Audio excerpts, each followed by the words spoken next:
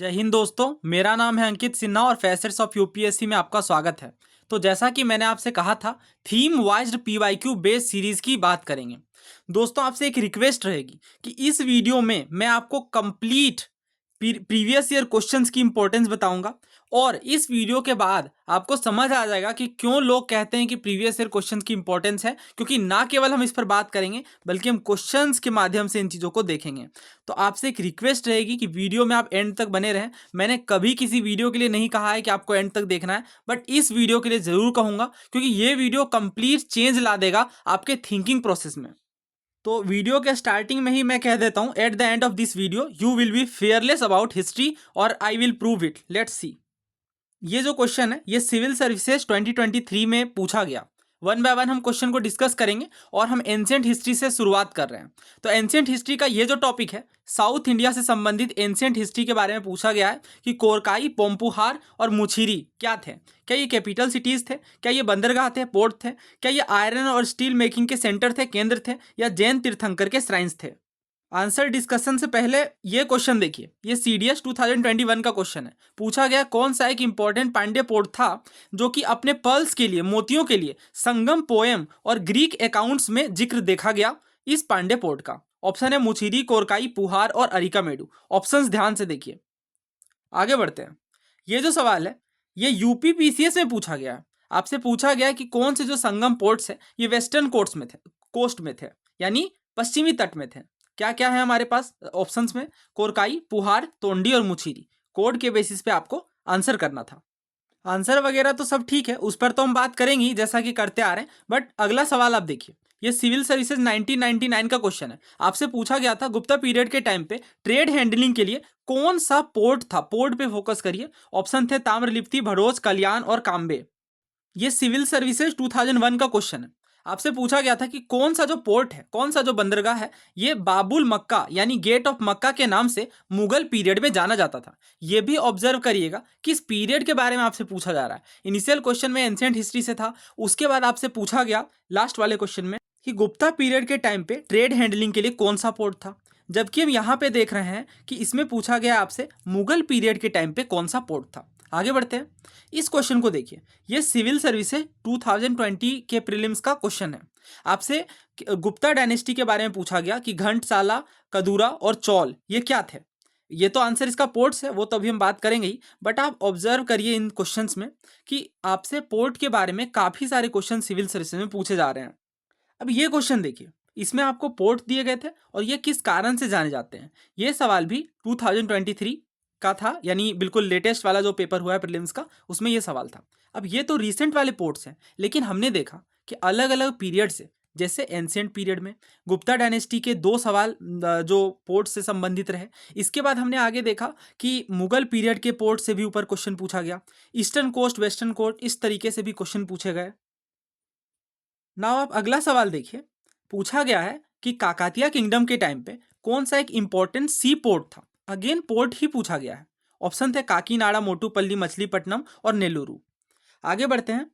पहले कुछ जरूरी बात आपको बता दूं, हमने काफ़ी सारे क्वेश्चन देखे और ना केवल सिविल सर्विसेज में, अभी तो मैंने स्टेट पीएससी के क्वेश्चन इंक्लूड ही नहीं किए हैं। अदरवाइज हम देखते हैं कि ये जो पोर्ट वाले क्वेश्चंस हैं हिस्ट्री के अंदर खास तौर से, ये काफ़ी चर्चा में है और इनसे सवाल काफ़ी सारे देखने को मिलते हैं। तो अगर हम इस पोर्ट्स वाले टॉपिक को डेप्थ में प्रिपेयर कर लेते हैं, हर एक डायनेस्टी के इंपॉर्टेंट पोर्ट्स को समझ लेते हैं, तो हमारे क्वेश्चन जो चांसेस हैं, ऑब्वियसली जब हम पढ़ करके जाएंगे इन चीज़ों को, तो हम ऐसे टफ क्वेश्चंस को भी आसानी से सॉल्व कर सकते हैं। तो कुल मिलाकर के बात यह है कि इसी तरीके से हम पहले थीम्स को, इंपॉर्टेंट थीम्स को आइडेंटिफाई करेंगे और इसके आधार पर हम उस टॉपिक को प्रिपेयर करेंगे और फिर सारे क्वेश्चंस को सॉल्व करेंगे। अलग ही लेवल पे आपको कॉन्फिडेंस देखने को मिलेगा। इसके बाद आप किसी भी मॉक टेस्ट को सॉल्व करेंगे, सेक्शनल मॉक टेस्ट को, उस टॉपिक से संबंधित, आपके स्कोर नो डाउट काफ़ी बढ़ जाएंगे। तो दोस्तों नाउ हम वन बाय वन बात करते हैं एंशिएंट इंडिया के पोर्ट्स के विषय में। सबसे पहले बात करते हैं लोथल पोर्ट्स की। तो लोथल बंदरगाह, जैसा कि हमें पता है, हड़प्पन सिविलाइजेशन के टाइम पे था और ये ओल्डेस्ट पोर्ट है। ऑब्वियस सी बात है क्योंकि हड़प्पन सिविलाइजेशन काफ़ी पुरानी है, गुजरात में है। इस पर जब हम हड़प्पन सिविलाइजेशन पर डिस्कशन करेंगे तो दोबारा इन चीज़ों को डिस्कस करेंगे। हड़प्पन सिविलाइजेशन से भी ट्रेडिंग वाले पार्ट जब हम खास तौर से कवर करेंगे तो ये चीज़ें काफ़ी इंपॉर्टेंट बन जाती हैं। मुछीरी या मुजीरी की बात करते हैं। देखिए, अगर इंग्लिश में हम लिखेंगे तो ऑब्वियसली स्पेलिंग में चेंजेस देखने को मिल सकते हैं, तो आप काफ़ी आसानी से समझ जाएंगे। मुजीरी, मुचीरी इस तरीके से कई बार भी लिखा जाता है, ठीक है। तो ये एक ही बात है, केरला के अंदर देखने को मिलेगा। देखते हैं हम मैप में। मैं जो भी चीज़ें पढ़ाऊंगा यहाँ पे, मैं बेस्ट पॉसिबल वे में चाहूँगा कि आप इन चीज़ों को लंबे समय तक याद रख पाएँ। इसके लिए हमें मैप्स की ज़रूरत पड़ेगी, हम मैप्स देखेंगे। मैं दोबारा आपको क्वेश्चन करवाऊँगा और आपको खुद से आंसर सॉल्व करना है, ताकि अगर आपका कहीं कन्फ्यूजन रहे तो वो आपको आंसर में खुद ही पता चल जाएगा। अगर आपसे क्वेश्चन ईजिली कन्वर्ट होंगे, सॉल्व होंगे, तो दैट मीन्स कि आपको वो चीज़ काफ़ी अच्छे से समझ आ गई है और याद रह गए हैं वो फैक्ट्स। तो अभी मुसीरी की हम बात कर रहे हैं। ओके, सो ये मैप में देखिए, ये केरला है। केरला में हमें मुचीरी पोर्ट देखने को मिलेगा। तो जब आप इस पोर्ट को देखें तो थोड़ा सा ये भी ऑब्जर्व करने की कोशिश करें कि ईस्टर्न कोस्ट में है या वेस्टर्न कोस्ट में है। और अगर आप इस चीज़ को समझते हैं, अगर आपको थोड़ा आइडिया है कि ये वाला जो रीजन है, यानी केरला वाला रीजन, इसमें चेर डायनेस्टी रूल करती थी। इसी तरीके से जब हम तमिलनाडु वाले रीजन के मैक्सिमम पार्ट की बात करते हैं तो इसमें चोल डायनेस्टी रूल करती थी। और बिल्कुल सदर्न पार्ट में हम जाएंगे, यानी ये देखिए, ताम्रपर्णी रिवर की हम बात कर रहे हैं, इस वाले रीजन में तो हमें पांड्य डायनेस्टी देखने को मिलती थी। तो आधे से अधिक काम ऐसे ही आपके हो जाएंगे। सारी चीजें लिंक्ड हैं आपस में। अगर आप ये समझते हैं कि मुचीरी वेस्टर्न कोस्ट में है, केरला में है, तो अलग से आपको रटना नहीं पड़ेगा कि ये चेर डायनेस्टी से अपना संबंध रखती है, क्योंकि केरला वाले पार्ट में तो चेर डायनेस्टी ही देखने को मिलेगी। अब ये चीजें मैंने डिस्कस करी हैं, तो यही बात मुझे बतानी थी स्टार्टिंग में कि अगर आपने थीम्स एनसीईआरटी की सीरीज को कवर नहीं करा है, तो आप देखिए, ये लेक्चर्स तो आपको कवर करने ही है, इसका कोई सब्स्टिट्यूट नहीं है। बट साथ में जब आपको एक्स्ट्रा टाइम मिले तो थीम्स वाले लेक्चर्स को जरूर कवर कर लें। काफ़ी कम टाइम में ये कवर हो जाएंगे, बहुत ही शॉर्ट लेक्चर्स हमने कवर किया है। और खास बात यह है कि हमने प्रीवियस ईयर क्वेश्चन को चैप्टर के साथ में ही डिस्कस किया है। इसके बाद हम नेक्स्ट इंपॉर्टेंट पोर्ट देखते हैं, नाम है कोरकाई। ध्यान से देखिए, लोकेशन बिल्कुल सदर्न पार्ट है ये, ठीक है। और कोरकाई जो है, अब आप बताइए सोच करके कि ये किस डायनेस्टी का पार्ट होगा। ऑप्शंस में आपको देता हूं कि कोरकाई जो बंदरगाह है, ये अपना संबंध किस डायनेस्टी से रखता है। ऑप्शन है आपके पास चोल, चेर, तीसरा है पांड्य और चौथा है काकातिया। ऑब्वियसली इसका आंसर क्या होगा? इसका आंसर होगा पांड्य, क्योंकि हम देख रहे हैं बिल्कुल सदर्न वाले पार्ट में यहाँ पे पांड्य डायनेस्टी रूल करती थी। तो इस तरीके से आप खुद से मैप को ड्रॉ करें, भले ही रफ डायग्राम हो, बट आप इन्हें लोकेट करें, क्योंकि ये इंपॉर्टेंट टॉपिक्स हैं और अभी काफ़ी सारे सवाल इससे देखे गए हैं। इसके बाद हम नेक्स्ट हम बात करेंगे ये वाला जो रीजन है जहाँ पे कावेरी पट्टनम लिखा है, यहीं पे पुहार है। पुहार जो है पुराना नाम है कावेरी पट्टनम का। पुहार या और प्राचीन नाम की हम बात करेंगे तो पोम्पुहार। ध्यान रखिएगा। Now my question is from you, yes you, Puhar जो है ये किस डायनेस्टी से अपना संबंध रखता है? आंसर क्या है? ऑब्वियस सी बात है, चोल डायनेस्टी से, क्योंकि हम देख रहे हैं ये चोल वाले पार्ट में रूल कर रहे थे। नाउ यहां देखिए, कावेरी पट्टनम के नॉर्थ में अरिका मेडू नाम का एक फेमस सी पोर्ट देखने को मिलेगा। अब ये जो है ये ट्रेडिंग हब था एंशिएंट टाइम में, और इंडो रोमन व्यापार, यानी यहाँ से जो व्यापार है कई सारे वेस्टर्न वर्ल्ड से बेसिकली कनेक्ट करने का काम करता था, और कई सारे देशों में यहाँ से व्यापार हो रहा था इस स्थल से। तो डायरेक्ट क्वेश्चन पूछा जाता है, इंडो रोमन के ट्रेड के लिए कौन सा साइट फेमस था? तो अरिका मेडू था। मॉडर्न डे पुडुचेरी में ये हमें देखने को मिलेगा। अब मुचीरी हमने डिस्कस किया था, क्या ये आपको याद है? मुचीरी चेर पोर्ट के रूप में, ठीक है। ये देखिए वेस्टर्न पार्ट है ये। इसके नॉर्थ में थोड़ा अगर हम देखें तो तैंडी, तो कई बार जो है तोंडी के नाम से भी जाना जाता है, तोंडी मुचीरी। ध्यान रखिएगा, ये दोनों ही जो है ये चेर पोर्ट है और हमें वेस्टर्न पार्ट में देखने को मिलेंगे। ये चेर वाला रीजन था। सो अगर आपने हमारी एंशिएंट हिस्ट्री की क्रैश कोर्स कवर करी होगी, या फिर मैंने अलग से एक सेपरेट वीडियो बनाई थी जिसमें मैंने कंप्लीट मैपिंग के ऊपर डिस्कस किया था, दोनों में से अगर किसी भी वीडियो को आपने कवर किया होगा तो ताम्रलिप्ति के विषय में आपको ध्यान होगा। ये मैप हमने बहुत डिटेल में कवर किया है, बहुत ही ज़्यादा इंपॉर्टेंट है। ये जो डायनेस्टीज आप देख रहे हैं इनसे फिर सवाल देखने को मिलेंगे, क्योंकि यही एंशिएंट डायनेस्टीज जो हैं वो क्वेश्चंस इनसे काफ़ी सारे फ्रेम होते हैं, और नो डाउट जो है एंशिएंट हिस्ट्री में डायनेस्टीज का अलग ही महत्व है। फिलहाल ईस्टर्न कोस्ट में देखिए, लेट मी जूम इन मोर, ये वाला पार्ट देखिए क्या लिखा हुआ है?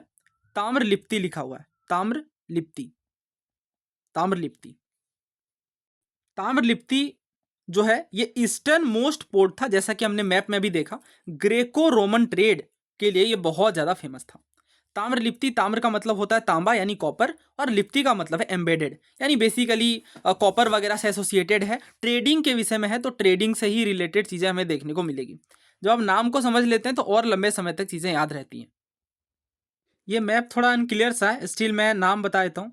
देखिए अगर आप ध्यान से देखेंगे तो ईस्टर्न पार्ट में, इस वाले पार्ट में आपको घंटासाला देखने को मिलेगा, घंटासाला, जो कि अगेन एक इंपॉर्टेंट सी पोर्ट था गुप्ता डायनेस्टी के टाइम पे। इसी तरीके से और भी स्थल है, जैसे ये मोटुपल्ली, ये भी अगेन सी पोर्ट था, बट ये पार्ट आप समझिए, ये काकातिया डायनेस्टी के टाइम पे भी देखने को मिलेगा, गुप्ता डायनेस्टी के भी टाइम पे देखने को मिलेगा। तो जब भी आप कोई भी इंपॉर्टेंट लोकेशन पढ़ें हिस्ट्री में, तो ये जरूर समझें कि उस वाले पर्टिकुलर एरिया में कौन सी डायनेस्टी एग्जिस्ट करती थी।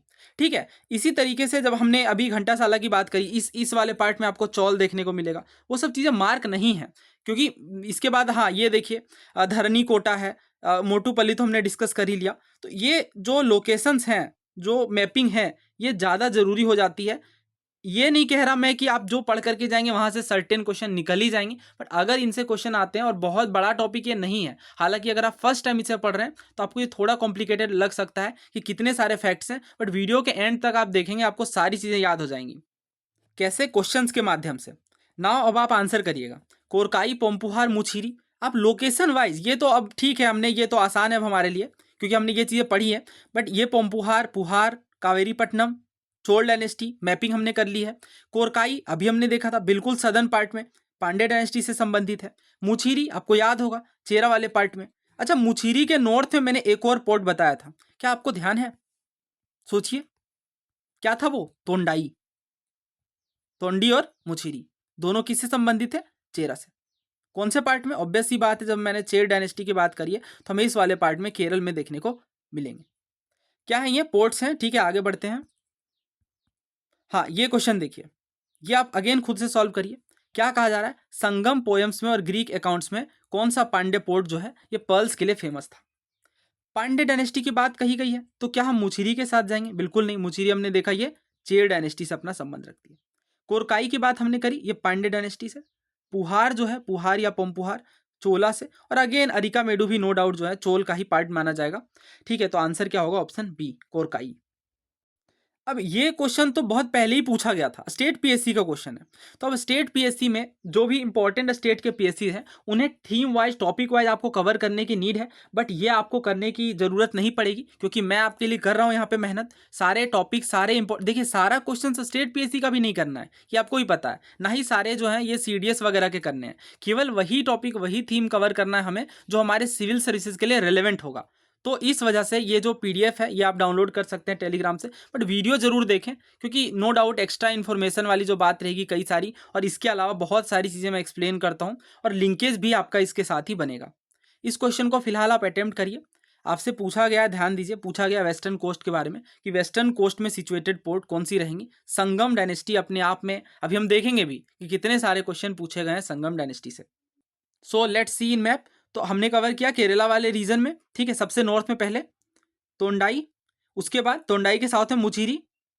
ईस्टर्न पार्ट में जब हम देखेंगे यहाँ पे तो क्या देखने को मिलेगा? पांडे पोर्ट, कोरकाई। और अगेन हम थोड़ा इसके नॉर्थ में जाएंगे तो हमें क्या देखने को मिलेगा? तो ये पुहार या पोम्पुहार। ठीक है, तो वेस्टर्न पार्ट पूछा गया तो आंसर क्या होगा? आंसर होगा तोंडी और मुचीरी। ये दो तो होंगे नहीं, यानी ऑप्शन सी जो है 3 और 4 ओनली, ये करेक्ट है। तो ये ठीक है ना, आगे बढ़ते हैं। अगेन ये क्वेश्चन आपको सॉल्व करना है, ये सारे सवाल आपको ही सॉल्व करने हैं। हमने टॉपिक डिस्कस किया, उसके बाद आपका ये काम है कि आप इन क्वेश्चंस को ठीक सॉल्व करें। अगर नहीं हो रहा है आपसे तो कंसंट्रेशन को इंक्रीज करना पड़ेगा, चीज़ें लिखनी पड़ेंगी, मैप खुद से ड्रॉ करना पड़ेगा। कोई सब्स्टिट्यूट नहीं है, कोई शॉर्टकट नहीं है हार्ड वर्क का। जितनी मर्जी आप स्ट्रेटजी देख लें 140 130 लाने की, सबने करा है, जो भी बातें हैं, ठीक है, जो भी टॉपर्स हैं, सारी चीज़ें एक तरफ हैं, बट जो हार्ड वर्क है इसका कोई सब्स्टिट्यूट नहीं है। और नेक्स्ट क्वेश्चन की हम बात कर रहे हैं तो इसमें आपसे नॉर्दर्न इंडिया के बारे में पूछा गया था कि गुप्ता पीरियड के टाइम पे कौन सा जो है इंपॉर्टेंट ट्रेड का पोर्ट था।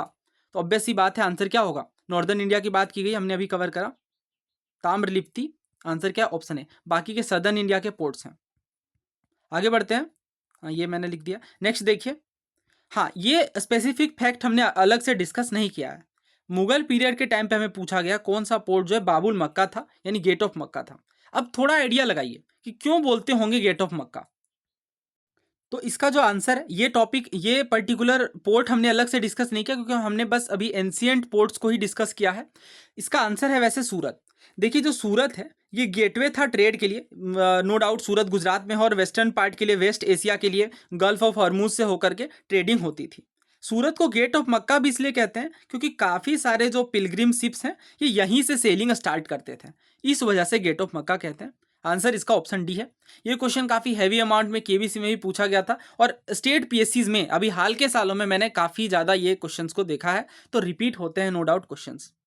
अब ये जो सवाल था जिसमें घंटासाला, कदूरा, चोल, इन सब चीज़ों के बारे में पूछा गया, तो अब आप थोड़ा आइडिया लगा सकते हैं ऐसे क्वेश्चंस में। नहीं जरूर, अगर ऐसा नहीं है, ऑब्वियस ही बात है कि सारी चीज़ें हम पढ़ करके नहीं जा सकते हैं, बट हमने अगर प्रीवियस ईयर क्वेश्चन को अच्छे से एनालाइज किया है तो हम इस बात का जरूर अंदाज़ा लगा सकते हैं कि पोर्ट एक स्पेसिफिक टॉपिक है। तो अगर हम नाम भी देखेंगे, क्या ये पावरफुल किंगडम्स के कैपिटल थे या कोई स्टोन आर्ट, आर्किटेक्चर, इनके लिए कोई जगह थी, बुद्धिस्ट पिलग्रिमेज सेंटर थे, तो ये ऑप्शन हमें ज़्यादा रीजनेबल नहीं लग रहे हैं अगर हमने पास्ट ईयर के पेपर्स को एनालाइज किया है तो। आंसर इसका पोर्ट्स है। नेक्स्ट क्वेश्चन देखिए, काकातिया किंगडम के एक इंपॉर्टेंट सी पोर्ट के बारे में पूछा गया, तो क्या होगा आंसर? मोटुपल्ली। ये अभी हमने देखा मैप में कि काकातिया डायनेस्टी से ये अपना संबंध रखता है और मैंने आपको बताया कि इस तरीके से आप कोई भी हिस्टोरिकल साइट को जब आप कवर करें तो इसमें ये बात का जरूर ध्यान रखें कि ये किस डायनेस्टी से अपना संबंध रख सकती है। इस ऑप्शन में एक और काफ़ी फेमस पोर्ट है मछलीपट्टनम, वो भी कवर करते हैं। तो जो मछलीपट्टनम पोर्ट है, जैसा कि हमने देखा मछलीपट्टनम, मोटुपल्ली, काकीनाडा सभी आंध्र प्रदेश में थे और ऐसे एविडेंस मिलते हैं कि ये सातवाहन पीरियड के टाइम पे एग्जिस्ट करते थे। नाउ मेरा आपसे सवाल ये है कि सातवाहन डायनेस्टी के फाउंडर का नाम आप कमेंट में लिखेंगे। ये हमने एंशिएंट हिस्ट्री के क्रैश कोर्स में बहुत ही डेप्थ में कवर किया है।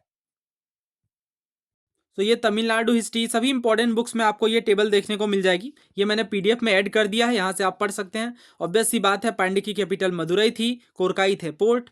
ये एम्बलम वगैरह आपको याद नहीं करने हैं अनलेस एंड अनटिल, अगर आप ऐसे सवाल कई बार जो है एसएससी, बैंकिंग, इनमें पूछ ले जाते हैं तो उनके लिए आप देख सकते हैं। सिविल सर्विसेज के लिए नॉट रिक्वायर्ड। चोलाज की अगर हम पोर्ट की बात करें तो हमने देखा ये पुहार, पोम्पुहार कहा जाता है। इसके बाद हमने चेराज के विषय में देखा, तोंडी और मुचीरी ना। अब इस टॉपिक को कवर करने के बाद अगर पोर्ट से क्वेश्चन आते हैं तो क्या ये आपसे डुएबल नहीं होंगे?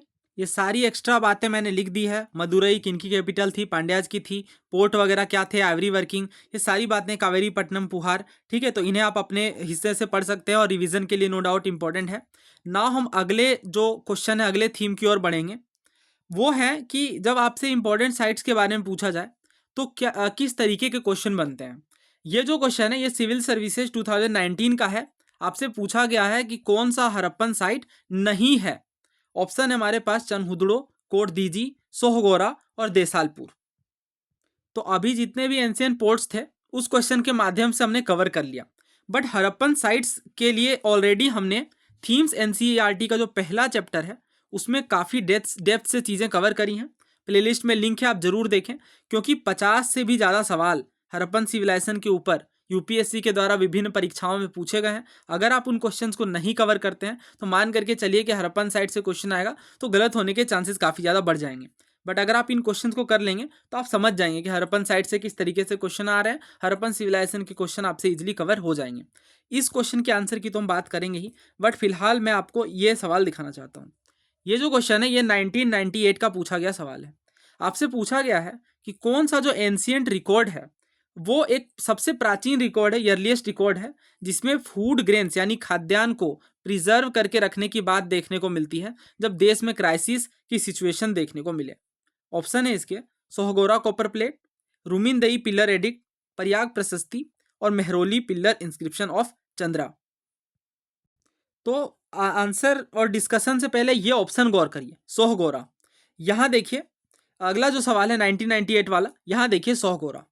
फिर एक क्वेश्चन देखिए सिविल सर्विसेज 2019 का है। ऑप्शन देखिए, अभी मैं आंसर की बात नहीं कर रहा हूँ, ये आप मत सोचना कि मैं सही आंसर बता रहा हूँ। ये देखिए सोहगोरा, अभी हम डिस्कशन करेंगे इन पे। बस मैं ये दिखाना चाह रहा हूँ कि ऑप्शंस को कितने अच्छे से एनालाइज करने की जरूरत है। हम देख रहे हैं कि अलग अलग सवाल में एक ही बात पूछा जा रहा है बट अलग अलग तरीके से पूछा जा रहा है। तो अगर हमें कंप्लीट क्लैरिटी है इन साइट्स के बारे में तो ऐसे क्वेश्चन हम कितनी आसानी से सॉल्व कर पाएंगे। तो देखिए ये जो एंशियंट रिकॉर्ड है ये है सोहगोरा का कॉपर प्लेट इंस्क्रिप्शन। क्या है ये सोहगोरा का कॉपर प्लेट इंस्क्रिप्शन? तो सोहगोरा का जो कॉपर प्लेट इंस्क्रिप्शन है, इसी में बात की गई है कि देश में संकट की स्थिति के लिए आप फूड ग्रेन्स को बचा करके रखें। तो आप नोट्स अगर बना रहे हैं तो मैं कुछ बातें बताऊंगा, उन्हें आप नोट डाउन कर लें, इंपॉर्टेंट है काफ़ी। तो देखिए, सोहगोरा कॉपर प्लेट इंस्क्रिप्शन के विषय में आपको लिखना है। सबसे पहली चीज़ तो ये कि ये ब्राह्मी स्क्रिप्ट में है। ब्राह्मी के विषय में हमने कई बार डिस्कस किया है कि अशोक के जो ज़्यादातर अभिलेख हैं, ये हमें ब्राह्मी स्क्रिप्ट में देखने को मिलते हैं। और सबसे पहले जो है ब्राह्मी स्क्रिप्ट को पढ़ने का काम जेम्स प्रिंसेप ने 1837 में किया था। तो क्या क्या बातें हैं सोहगोरा कॉपर प्लेट से संबंधित? तो ये मोरन पीरियड से हैं, ऑब्वियस सी बात है, ठीक है, क्योंकि कॉपर प्लेट ज़्यादातर मॉडर्न पीरियड में ही देखने को मिले हैं। इसके बाद ब्राह्मी स्क्रिप्ट की तो हमने बात ही की। ये एक रॉयल ऑर्डर है जिसमें बताया गया है कि इस तरीके से ग्रेन्स को जो है ये केयरफुली डिस्ट्रीब्यूट करना है और फेमाइन के टाइम पे ये काफ़ी ज़्यादा काम आते हैं। तो ये कुछ बातें थी, आपसे पूछा जा सकता है कि इस पीरियड से संबंधित है, कौन से इंस्क्रिप्शन है, कौन सा स्क्रिप्ट है इस इंस्क्रिप्शन का। तो ये बातें जो है सोहागोरा कोपर से हैं।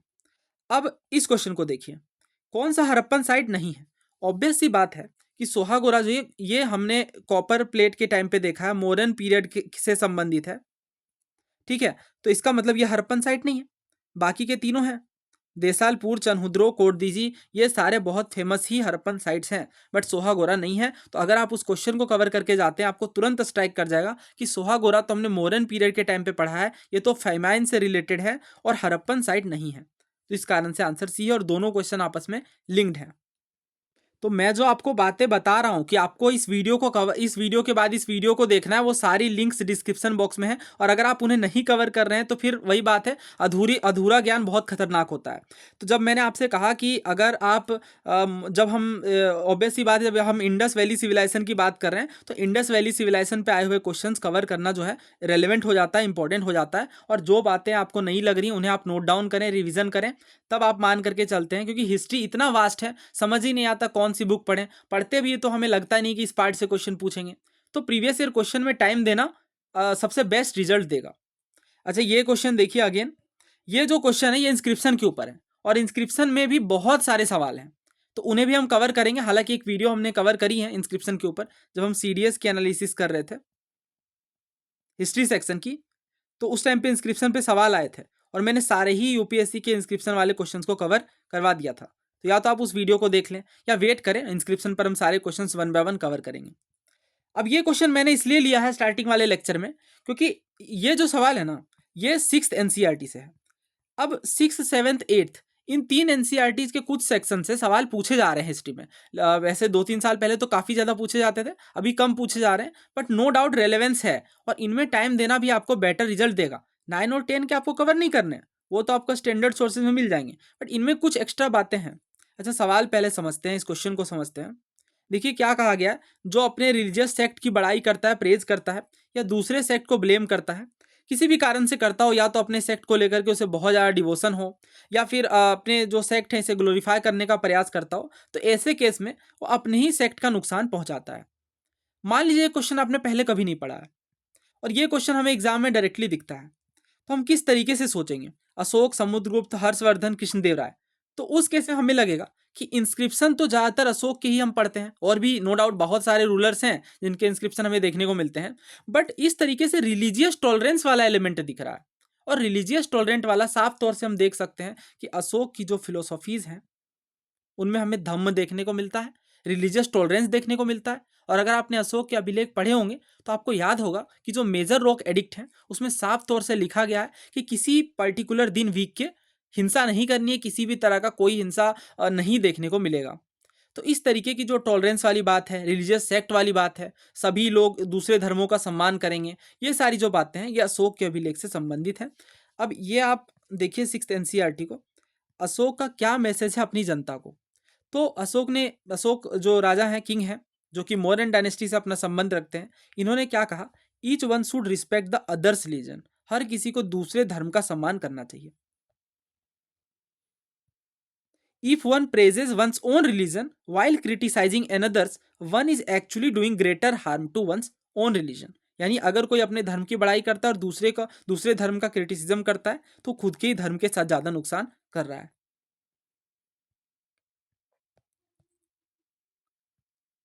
तो यही रीजन था कि मैंने कंप्लीट 6, 7, 8 की एनसीईआरटी पढ़ाई, और अगर कोई क्वेश्चन पूछा गया, वैसे तो काफ़ी सारे हैं, हर चैप्टर के एंड में हमने उन क्वेश्चंस को डिस्कस किया, ताकि आपको अलग से रिसर्च ना करना पड़े, ना ढूंढना पड़े कि इस चैप्टर से क्वेश्चन आए हैं या नहीं, सिविल सर्विस में आए हैं तो किस टाइप के आए हैं। वो सारी चीज़ें हमने ऑलरेडी कवर की हैं, तो इसका आप लाभ लें। तो इंस्क्रिप्शंस के ऊपर एक सेपरेट वीडियो मैं बनाऊंगा, जिसमें जितने भी इंस्क्रिप्शंस हैं, आए मेरे ख्याल में 30-35 क्वेश्चंस होंगे इंस्क्रिप्शंस के ऊपर, वो सारा हम उस वीडियो में कवर कर लेंगे। फिलहाल देखिए, नेक्स्ट जो हमारी थीम है वो संगम लिटरेचर के ऊपर है। अब ये क्वेश्चन तो वैसे सिविल सर्विसेज 2022 का है, बट मुझे लग रहा है कि ये इंपॉर्टेंट है इस ईयर के लिए, प्रीलिम्स 2024 के लिए, क्योंकि रीसेंट के जितने भी स्टेट पीएससीज हैं, पता नहीं उनमें क्या है, बट ऑलमोस्ट सभी में मुझे संगम के ऊपर क्वेश्चन नहीं, संगम के ऊपर तो क्वेश्चन है ही, बट लिटरेचर के ऊपर भी स्पेसिफिक क्वेश्चन देखने को मिल रहा है। तो बहुत ही कंप्लीट जो टॉपिक है वो हम कवर करेंगे अभी तुरंत ही। देखते हैं, कवर करते हैं वन बाय वन। पहले थोड़ा मैं बेसिक्स बता देता हूँ। देखिए, संगम का मतलब क्या होता है। संगम का मतलब होता है मीटिंग टुगेदर, यानी साथ मिलना। और जब हम हिस्टोरिकल कंटेक्स्ट में संगम पीरियड की खास तौर से बात करेंगे, तो उस केस में संगम का मतलब है तमिल पोएट्स का साथ में मिलना, असेंबली यानी सभा के रूप में गठित होना। ट्रेडिशनली अगर हम देखते हैं तो हमें 3 असेंबलीज देखने को मिलती हैं, यानी 3 संगम हमें देखने को मिलते हैं।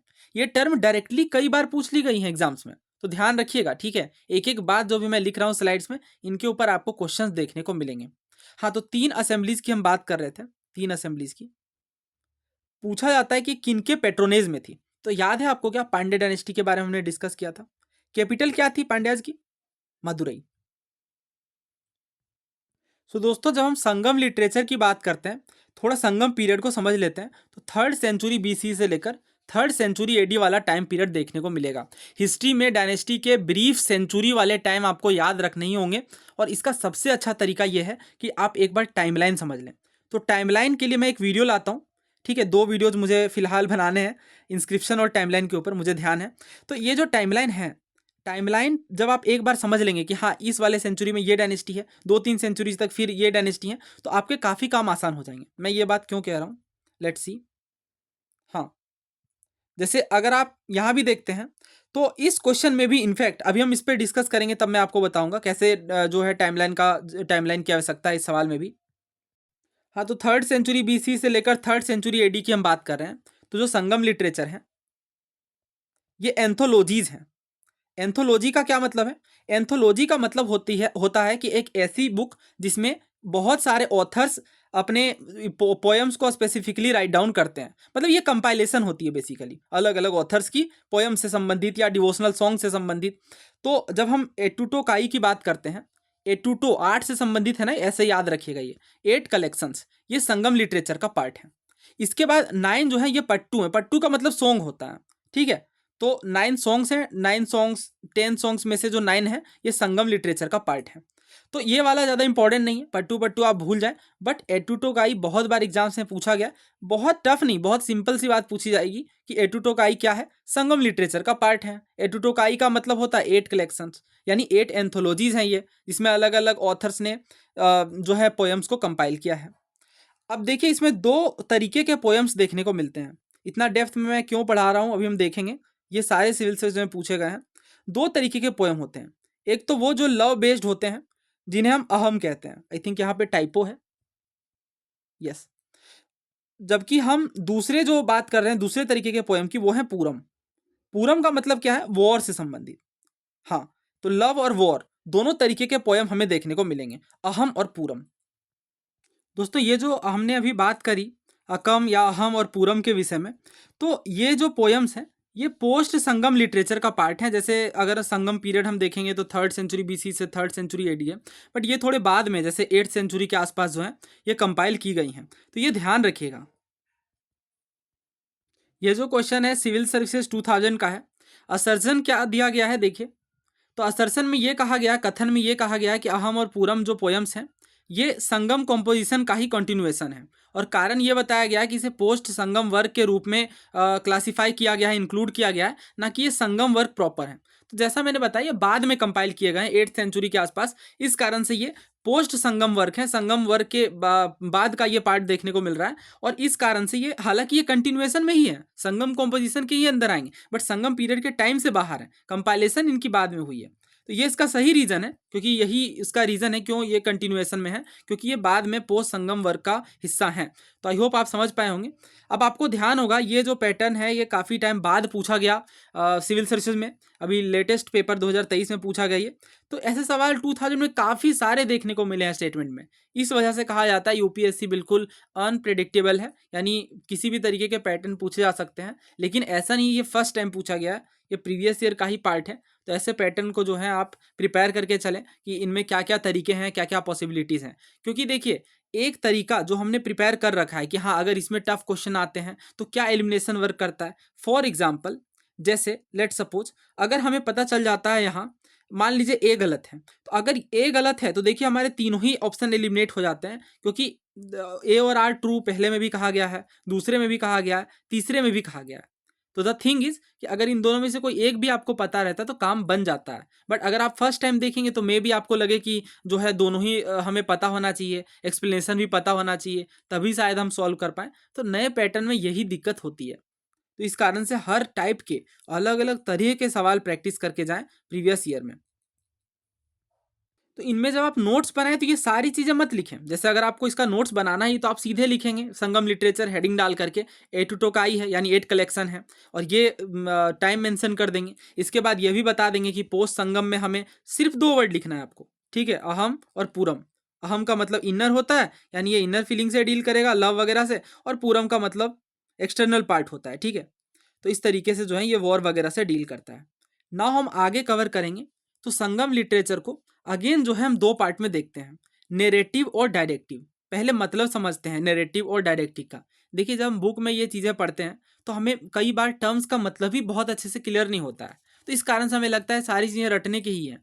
बट जब हम एक बार समझ लेते हैं, नो डाउट याद तो यहाँ भी रखना पड़ेगा, बट इन चीज़ों को याद रखने में क्योंकि समझ आ जाता है तो याद रखना आसान हो जाता है।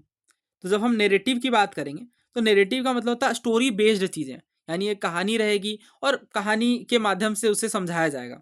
बट जब हम डायरेक्टिव देखेंगे तो डायरेक्टिव का मतलब क्या है तो स्टोरी का ही पार्ट, बट इसमें इंस्ट्रक्शन दिए जाएंगे, ठीक है, इसमें एक तरीके से आदेश होंगे, खास तौर से सलाह होगी, ये सब चीज़ें हमें देखने को मिलेंगे। अगेन यहाँ पे 2 टर्म्स हैं, आई नो काफ़ी सारे टर्म्स हैं आज के लेक्चर में, बट यकीन मानिए ये सबसे टफ टॉपिक है एंशेंट हिस्ट्री का, और आप सबसे ज़्यादा सवाल भी यहीं से आते हैं। तो थोड़ा सा पेशेंस बना करके रखें, अच्छे से पढ़ें इन टॉपिक्स को, क्योंकि आपको क्वेश्चन जब दिखेंगे तो आपको बहुत खुशी होगी, बिकॉज ये क्वेश्चन सभी के लिए टफ रहेंगे।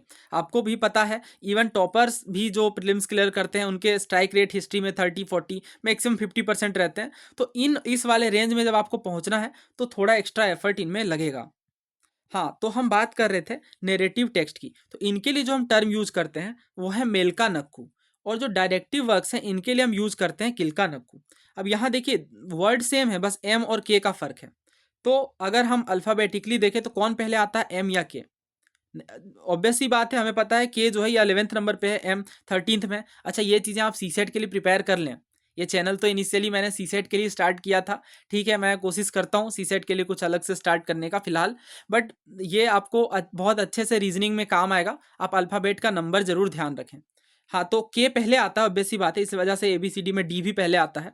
तो इस ऐसे आप ध्यान रख लें कि जब डायरेक्टिव पूछा जाएगा और आपके पास 2 ऑप्शन दिखाई देंगे, मेलका नक्कू और किलका नक्कू, तो आप देखेंगे कि पहले डी आता है फिर एन आता है, इस कारण से इसमें पहले के आएगा। तो ये है बात कि डायरेक्टिव वर्क को किलका नक्कू कहते हैं और नैरेटिव टेक्स्ट को मेलका नक्कू कहते हैं। अब ये जो डील करता है ये हीरोइक पोएट्री है, मतलब हीरो वगैरह हीरोइज्म को ग्लोरीफाई करने का काम करता है। जबकि जो डायरेक्टिव वर्क है ये इंस्ट्रक्टिव है, यानी इनमें सजेशंस दिए जाएंगे। और अगर हम तमिल के डायरेक्टिव वर्क की बात करें तो इनमें तिरुवल्लुर जी का तिरुकाल आएगा। काफ़ी फेमस पोएट सेंट हैं तिरुवल्लुर जी, और तमिल लिटरेचर में इनका काफ़ी अहम योगदान है। तिरुकुराल बुक की जिसकी हम बात कर रहे हैं, जो तिरुकुलार हैं ये एथिक्स वगैरह के ऊपर कपलेट्स हैं, ठीक है। तो ध्यान रखिएगा कि एथिक्स से संबंधित हैं तिरुकुलार। फिफ्थ वेद के नाम से, अब देखिए आप अंदाज़ा लगा सकते हैं वेद क्यों कहा गया होगा, क्योंकि इंस्ट्रक्टिव बातें हैं, फिफ्थ वेद के नाम से जानी जाती हैं ये तिरुकुराल को। इसके बाद ये तो डायरेक्टिव पार्ट हैं। इसी तरीके से हम देखते हैं सिल्लापादिकरम के बारे में, यहाँ भी अगेन मोरल टाइप की चीज़ें देखने को मिलेगी, मोरल स्टोरी से एसोसिएटेड हैं ये। तो ये कोवलन और माधवी के लव स्टोरी को दिखाता है। इसके बाद एक और काफ़ी फेमस सीक्वल है सिल्लापादिकरम का, मणिमेखलाई। तो मणिमेखलाई जो है ये लिखा गया है सातनार जी के द्वारा, और इसमें भी इसी स्टोरी को आगे बढ़ाया गया है। तो मैं आपको रिवाइज करवा दूं। यस, तो डायडेक्टिक वर्क की हमने बात करी। सबसे पहले थिरुवलार जी का आएगा, थिरुकुराल पहला। दूसरा हमने बात किया यहाँ पे किसकी, मणिमेखलाई। मणिमेखलाई, मणिमेखलाई जो है ये किनके द्वारा लिखी गई है, तो मणिमेखलाई लिखी गई है सातनार जी के द्वारा, मणिमेखलाई। लेकिन ये किसका सीक्वल था, क्या आपको ध्यान है? मणिमेखलाई से पहले हमने डिस्कस किया था शिलापादिकरम के बारे में, जो कि किनके द्वारा लिखी गई है, इलांगो अडिगाल के द्वारा। अच्छा, अब ये चीजें मैंने अलग से रटी नहीं है, इतना ज्यादा बार इन क्वेश्चंस को पूछा गया है कि ये खुद ही याद हो गए हैं। प्रीवियस ईयर क्वेश्चंस में बहुत ज्यादा अभी हम देखेंगे वन बाय वन। मैं बिल्कुल आपको वर्स्ट के लिए प्रिपेयर करवा रहा हूँ, किसी भी तरीके का क्वेश्चन बनेगा तो फिर गलत नहीं होना चाहिए, यही हमारा पर्पस भी है। हाँ, इस क्वेश्चन को ट्राई करिए, ये रिसेंटली जो है ये ओडिशा पीएससी में पूछा गया, बहुत ही बढ़िया क्वेश्चन है। इस तरीके के क्वेश्चन यूपीएससी के लिए बहुत ज़्यादा इंपॉर्टेंट है, हर एक एग्जाम के लिए। संगम लिटरेचर के बारे में हमें स्टेटमेंट दिए गए हैं। तो दो तरीके के टेक्स्ट हमने कवर किए थे, नेरेटिव और डायडेक्टिक। कौन पहले आ रहा है, आई थिंक डी जो है ये 4th है, तो ये 13th है, ये 11th है। तो ऑब्वियस ही बात है, हाँ ये सही है, किलका नक्कू है, क्योंकि जो पहले आएगा अल्फाबेटिकली वो सही होगा। इसके बाद नेरेटिव टेक्स्ट के विषय में हमने देखा ये बाद में आते हैं, तो के बाद आता है एम, इस कारण से ये भी सही है। तीसरा अगर हम देखें तो Thirukkural is a major Sangam text. देखिए ये बात मैंने आपको नहीं बताई है, बट आगे अगला स्टेटमेंट देखते हैं। Many Sangam text were the works of ब्राह्मण स्कॉलर। ये बात बिल्कुल सही है, क्यों? क्योंकि हमने देखा था जो संगम है इसका मतलब होता है असेंबलीज, और इन असेंबलीज में कई सारे ब्राह्मण स्कॉलर्स भी थे, उनके पार्ट थे, इस कारण से जो है पहला, दूसरा और चौथा सही है। लेकिन जो थिरुकुराल है, ये याद रखिए मैंने क्या कहा था कि संगम डायनेस्टी, संगम जो है, संगम पीरियड, इस टाइम पे तो कुछ बुक्स कंपाइल की गई थी, बट बहुत सारे जो संगम टेक्स्ट है ये 8th 9th सेंचुरी के बाद जो है ये कंपाइल किए गए थे, और इनमें आते थे डायडेक्टिक टेक्स्ट। और इन डायडेक्टिक टेक्स्ट में हमने क्या क्या कवर किया, सबसे पहले हमने थिरुकुराल को कवर किया, इसके बाद हमने, हाँ ये बातें मैं बार बार बताऊंगा जब तक याद ना हो जाए, इसके बाद हमने मणिमेखलाई को और शिलापादिकरम को कवर किया। तो आंसर क्या है इसका, पहला, दूसरा और चौथा सही है, आंसर हो जाएगा ऑप्शन नंबर बी। तो हाँ ये देखिए लिख दिया मैंने, थर्ड जो है यहाँ पे गलत है, थिरुकुराल एक संगम टेक्स्ट नहीं है, काफ़ी बाद में जो है ये कवर किया गया, और इस कारण से जो संगम लिटरेचर है, ये सारी बातें जो हमने कवर कर ली हैं, हालांकि संगम पार्ट है बट बाद में कंपाइल की गई हैं ये चीज़ें। ये क्वेश्चन जम्मू कश्मीर पीएससी में पूछा गया था लास्ट ईयर। देखिए क्या कहा जा रहा है, नैरेटिव टेक्स्ट किलका नक्कू है, अभी हमने देखा नहीं, ये मेलका नक्कू है, जबकि जो डायडेक्टिक टेक्स्ट है ये क्या है, ये है किलका नक्कू। ठीक है, तो दोनों इंटरचेंज कर दिया गया, आंसर क्या होगा, ऑप्शन डी। ऐसे टफ क्वेश्चन भी हम कवर कर पा रहे हैं, हम देख रहे हैं कि जब स्टेट पीएससी में ये पूछे जा रहे हैं, और भी पेपर में पूछा गया, ये सीडीएस वगैरह में भी ऐसे क्वेश्चन कई बार देखने को मिले हैं। फिलहाल इस क्वेश्चन को देखिए, ये जो क्वेश्चन है इसमें आपसे पूछा गया है जो संगम लिटरेचर है किस लैंग्वेज में है, ऑब्वियस सी बात है, बहुत ही आसान सवाल है ये। ऑप्शन ए तमिल इसका आंसर होगा, और अभी हमने कवर कराइए कि पांड्य डायनेस्टी से नो डाउट तमिलनाडु वाला रीजन संबंधित है, पांड्य डायनेस्टी की कैपिटल थी मदुरई, और जो संगम लिटरेचर है ये तमिल लैंग्वेज का पार्ट है। ये क्वेश्चन सीडीएस 2018 में पूछा गया है, बहुत ही स्ट्रेट फॉरवर्ड सा क्वेश्चन है, बट बहुत लोग इसे गलत करके आए थे। मणिमेखलाई के ऑथर का क्या नाम है, तो इन दोनों के बीच लोग कंफ्यूज होते हैं, ठीक है। इलांगो अडिगाल के बारे में मैंने स्टार्टिंग में डिस्कस किया कि ये ऑथर है शिलापादिकरम के, ओके, 5th सेंचुरी का ये टेक्स्ट है शिलापादिकरम, इलांगो अडिगाल के द्वारा लिखा गया है, और इसका जो सीक्वेंस है वो मणिमेखलाई के नाम से है, सातनार के द्वारा लिखा गया है, आंसर इसका ऑप्शन बी है। नाउ हम नेक्स्ट बुक की बात करेंगे, नेक्स्ट संगम टेक्स्ट की बात करेंगे। तो नेक्स्ट जो है ये हमारा तोल्कापियम, ठीक है। ये जो तोल्कापियम है ये कौन सी बुक है, तो ये ग्रामर से डील करती है, काफ़ी एंशियंट टाइम पीरियड है तोल्कापियम बुक का, कई बार पूछा जाता है कि एंशियंट ग्रामर से संबंधित जो है कौन सी बुक है, तो ध्यान रखिएगा तोल्कापियम। तो ये एंशियंट तमिल ग्रामर है, सबसे एंशियंट बुक है, और ओल्डेस्ट लॉन्ग वर्क माना जाता है ये तमिल लिटरेचर का। तो और इसमें केवल ग्रामर की बात नहीं है, और ये बात इसलिए यहाँ पे लिखी गई है क्योंकि अगर आपसे कहा जाए डायरेक्टली केवल ग्रामर से संबंध रखती है, ऐसा नहीं है, किसी भी बुक के बारे में हम डायरेक्टली नहीं कह सकते कि केवल एक ही थीम, एक ही टॉपिक से वो डील करती होगी। फोनोलॉजी, सीमांटिक्स, मतलब ये जो भाषाएं से संबंधित है, लिटरेरी कन्वेंशन, इन सभी चीज़ों पर हमें डिस्कशन देखने को मिलता है तोल्कापियम का। ये सवाल अभी रिसेंटली पूछा गया, आई थिंक लास्ट ईयर का ये पेपर है यूपीएससी के द्वारा, सीआईएसएफ वाला। तो उम्मीद है आपने इस क्वेश्चन को सॉल्व कर लिया होगा। आंसर क्या है इसका, आंसर है ऑब्वियसली ऑप्शन सी तोल्कापियम। ये जो बुक है संगम लिटरेचर का पार्ट है, तोल्कापियार जी के द्वारा लिखी गई है, एंशियंट तमिल ग्रामर से डील करती है। तो आई डोंट थिंक कि अब मणिमेकलाई और शिलापादिकरम पर डिस्कशन करने की जरूरत है, ये दो तो हमने कवर कर लिया है। नाउ वीडियो पोस्ट करिए, ईमानदारी से इस क्वेश्चन को सॉल्व करिए, तभी वीडियो में आगे बढ़िएगा, ये आपका टास्क है और तभी फायदा भी है। देखिए वीडियोस हम कई सारी देख लें, बट उसका पर्पस क्या है, अगर वो चीज़ें अगर हमें ध्यान से समझ नहीं आ रही, याद नहीं रह रही, तो फिर कोई फायदा नहीं दिखेगा। तो वीडियो पोस्ट करिए और सॉल्व करिए। नॉट करेक्ट पूछा गया है, यूपीएससी सीएपीएफ का ये क्वेश्चन है। तो तोल्का पीएम के बारे में स्टेटमेंट्स दिए गए हैं। पहला कहा जा रहा है ये ग्रामर से संबंधित है। दूसरा ये कहा जा रहा है फर्स्ट से 4th सेंचुरी एडी के बीच जो है ये कंपोज किया गया है। तीसरा ये कहा जा रहा है ये पार्ट है संगम कॉर्पस का। चौथा ये कहा जा रहा है ये पाणिनि के द्वारा कंपोज किया गया है। तो हमसे गलत वाक्य ढूंढने को कहा गया था, और यहाँ पे जो गलत है वो ये कि हमने देखा पाणिनि के द्वारा नहीं बल्कि तोल्का पियार जी के द्वारा ये कंपोज किया गया था। आंसर क्या होगा यहाँ पे? Option D. बाकी बिल्कुल सही है, संगम लिटरेचर का पार्ट है, ग्रामर से संबंधित है, और तोल्का पीएम जैसा कि संगम पार्ट है तो ये सेंचुरी वाली बात भी यहाँ पे रफली हमें सही देखने को मिलेगी। तो तीनों सही है, डी जो है ये गलत है। दोस्तों ये जो चौथा ऑप्शन है यहाँ पे पाणिनि की बात की गई है। पाणिनि के विषय में समझते हैं, बहुत ही ज़्यादा महत्वपूर्ण है, कई बार पूछा गया है क्वेश्चन। तो जो पाणिनि है ये संस्कृत फिलोलॉजिस्ट थे या ग्रामेरियन थे, यानी भाषा से अपना संबंध रखते हैं, और 4th सेंचुरी से 6th सेंचुरी बीसी के बीच का इनका टाइम पीरियड है। ध्यान आपको क्या रखना है कि इनके द्वारा एक बुक लिखी गई है, नाम है उस बुक का अष्टाध्यायी। नाम क्या है? अष्टाध्यायी।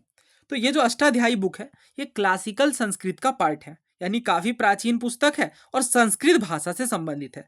तो ये बेसिकली पाणिनि की जो बुक है ये संस्कृत ग्रामर है जो कि अष्टाध्यायी है। नाम क्या है? अष्टाध्यायी। लेकिन हमसे तो तोल्का पीएम के बारे में पूछा गया था। ऐसा नहीं है कि आप समझ गए हाँ ये गलत है तो आगे बढ़ जाना है, ये गलत तरीका है पीवाईक्यूज को एनालाइज करने का। आप बहुत ही अच्छे से पढ़ें, क्योंकि आप जब देखेंगे तो इनके ऊपर भी काफ़ी सारे क्वेश्चन पूछे गए हैं। तो वही बात मैं कह रहा था, जब हम पढ़ते हैं तो हम चीज़ों को इस तरीके से एनालाइज करें। जैसे ये क्वेश्चन देख सकते हैं हम, सिविल सर्विसेज 2020 का है, पाणिनि है यहाँ पे स्टेटमेंट में। कहा जा रहा है पाणिनि पुष्यमित्र शुंग के दरबार से थे, अमर सिम्हा हर्षवर्धन से संबंधित थे, कालिदास चंद्रगुप्त द्वितीय से संबंधित है। इस तरीके से स्टेटमेंट्स थे। तो ये तो हमने सिविल सर्विसेज के एनालिसिस में कवर किया है। जैसा कि आपको पता है लास्ट 5 ईयर्स के हमने सिविल सर्विसेज, एनडीए, सीडीएस, इनके पेपर्स को कवर किया है। एनडीए का लास्ट 5 ईयर्स का कंप्लीट नहीं है, बट बाकी के कंप्लीट है, सीएपीएफ के, सिविल सर्विसेज के। तो उनमें भी जब आप देखेंगे तो जब भी मैं क्वेश्चंस करवा रहा हूँ तो सारे मैंने एसोसिएटेड फैक्ट्स को कवर किया है। यही रीज़न है, क्योंकि आपस में चीज़ें लिंक है। किसी के लिए भी आप प्रिपेयर कर रहे हो, ये लेक्चर जितना सिविल सर्विसेज के लिए हेल्पफुल है, इक्वली हेल्पफुल है ये सीडीएस के लिए भी। बट लोगों को लगता है कि अगर ये सिविल सर्विसेज का प्रीवियस ईयर क्वेश्चन है तो सिर्फ सिविल सर्विसेज में काम आएगा। ऐसा नहीं है, सारी चीज़ें आपस में जुड़ी हुई हैं, और ये हम देख पा रहे हैं कि हाँ ये जो पूछा गया, अभी मैंने वो क्वेश्चन आपको नहीं दिखाया, सीएपीएफ 2013 में डायरेक्ट क्वेश्चन पूछा गया है कि अष्टाध्यायी के लेखक कौन है? पाणिनि। ऐसे बहुत सारे सवाल हैं, बट एंशिएंट टेक्स्ट के ऊपर मैंने ऑलरेडी वीडियो बनाई है, आपको प्लेलिस्ट में मिल जाएगी। हिस्ट्री के लिए एक्चुअली 2 तरीके की प्लेलिस्ट हैं, बहुत सारे लोग पूछते हैं इसलिए मैं यहाँ पे बता रहा हूँ। एक तो थीम्स वाली है, जिसमें हमने थीम्स एनसीईआरटी को डिस्कस किया है चैप्टर वाइज। दूसरा जो है ये हाई यील्डिंग की टॉपिक्स हैं, जो मुझे लगता है कि हाँ ये टॉपिक्स बहुत ज़्यादा रिपीटेड हैं। जैसे अभी हमने इंस्क्रिप्शन वाली बात कही, उसी तरीके से उन पे सेपरेट लेक्चर मिल जाएगा, जिसमें सारे प्रीवियस ईयर क्वेश्चन हमने इकट्ठे डिस्कस किए हैं। खैर ये अब क्वेश्चन आ ही गया तो हम इनकी बात कर लेते हैं। देखिए अमर सिम्हा, कालिदास दोनों ही जो है ये चंद्रगुप्त द्वितीय, इनका टाइटल था विक्रमादित्य, इनके दरबार से संबंधित थे, इनके नवरत्न का हिस्सा थे। तो हर्षवर्धन यहाँ पे नहीं आएगा, और जैसे ही आप 2 को एलिमिनेट करेंगे आंसर आ जाएगा ऑप्शन सी।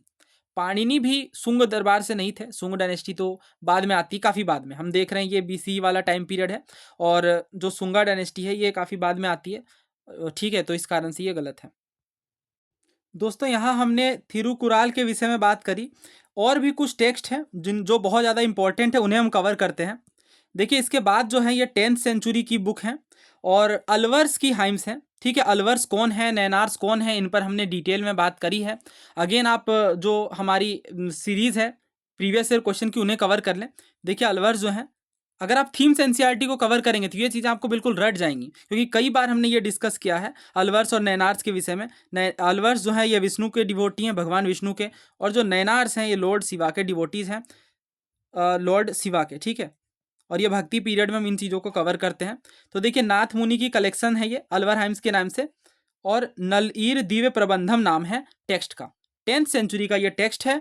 और ऑब्वियस सी बात है, अगर हमसे पूछा जाए कि ये वैष्णव सेंट्स की कंपाइलेशन है या शिवा सेंट्स की, तो वैष्णव सेंट्स आएंगे क्योंकि ये अलवर्स की कंपोजिशन है।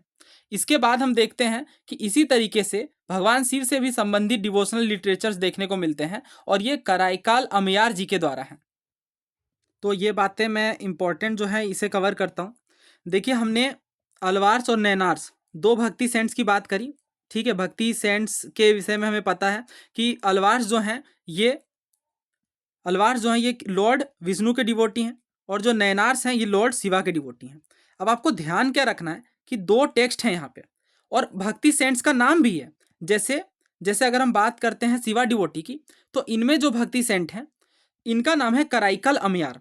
अब कई बार ये पूछा जाता है, जैसे अभी मैं दिखाता हूँ, ये सवाल देखिए, आपसे क्या पूछा गया, नॉट करेक्ट पूछा गया। ये CAPF का क्वेश्चन है। पहला कहा गया नल ईर दिव्य प्रबंधम इस तमिल वेदा। दूसरा कहा गया अंडल जो है ये एक अलवर थी। तीसरा ये कहा गया कराईकाल अमयार जो है ये लॉर्ड विष्णु की डिवोटी थी। चौथा ये कहा गया अपार और सुंदरार के सेंट्स के मेटल इमेजेस जो हैं ये भगवान शिव के मंदिर में देखने को मिलेंगे। अब ये क्वेश्चन तो ठीक है, थीम्स NCERT से डायरेक्टली हमने कई बार डिस्कस किया है। हालांकि मैं ये आपको बताना चाह रहा हूँ कि ये जो क्वेश्चन है, और ये क्वेश्चन देखिए, ये क्वेश्चन रिसेंटली CDS में पूछा गया है, कौन जो है ये वुमेन नैनार सेंट नहीं है। तो ये थीम्स इंपॉर्टेंट है, रिपीटेटिव है, भले ये कितना भी मुश्किल हो, बट हम इन्हें प्रिपेयर करेंगे और उसी डेप्थ में प्रिपेयर करेंगे जिसकी रिक्वायरमेंट है। तो जो अंडल है ये एकलौती फीमेल अलवर सेंट है।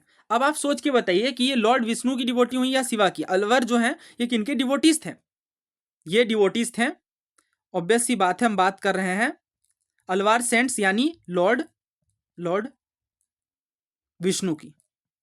ठीक है, तो इसे आप कैसे ध्यान रखेंगे, अंडल अलवर, इस तरीके से, क्योंकि ये इंपॉर्टेंट है और इन चीज़ों को याद करना ही पड़ेगा।